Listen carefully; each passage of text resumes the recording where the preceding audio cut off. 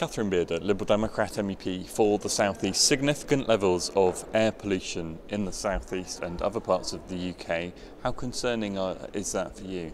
Well, it's concerning for me, but it should be concerning for everyone. And today's warnings mean that those people affected should stay inside. And we shouldn't live in times where people have to stay indoors because there are clouds about. I mean, what does it signify about pollution levels when indeed the government advice is for people with lung conditions, for example, to stay indoors? What does it signify about the amount we're doing about pollution if we're getting to this stage? Well, at the moment we have legislation that each city, each municipal area has to deal with the pollution. But what we're finding is that they can't deal with it on their own. It's a European-wide issue. 40% of all the most harmful air substances come from the rest of Europe into mix with what we're already producing in the UK. So it has to be done Europe-wide. We need a level so that every country can tackle this together so that we really lower the pollutants that are in the air that we all have to breathe.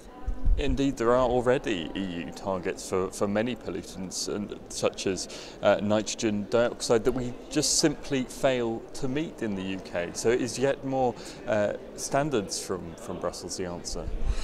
It is, because what we've got are standards, as I said, for small towns and cities that they can't cope with the ground level pollutants. The other legislation we have is for CO2.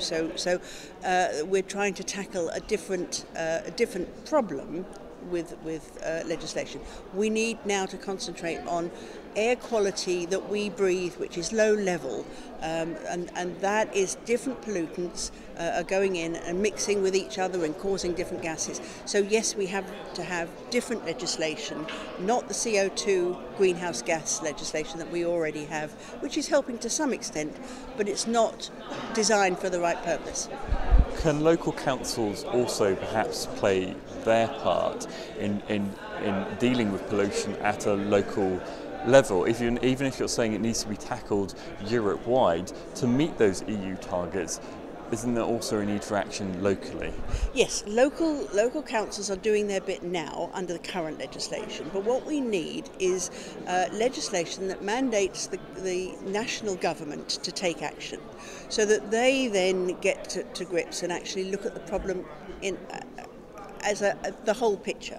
So it's no good Oxford Council doing their bit or Guildford Council doing their bit if the government is not supporting them, the government can't back it up, the government is not getting involved in this. We need to look holistically at what is going on, and that's road transport, it's lorries on our road, but it's also the boilers we use, how we heat our homes, and all sorts of combustion and air pollutants, farming practices that are putting other pollutants in the air as well as industrial.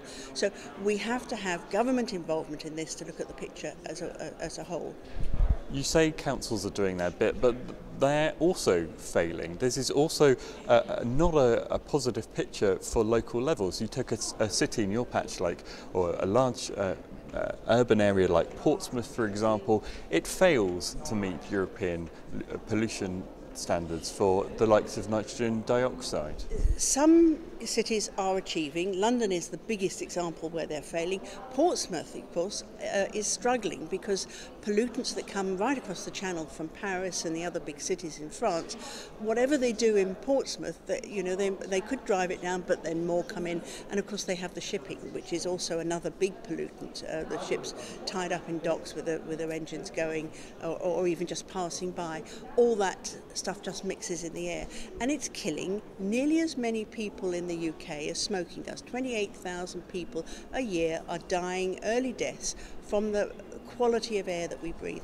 We have to do this. We have to do it quickly because there's no alternative. We all have to wake up and keep breathing. It's a problem even on sunny days, pollution levels can be high, but on days like this when you see the smog or the fog, it does seem particularly visual. Do you think this might help to act as a wake-up call?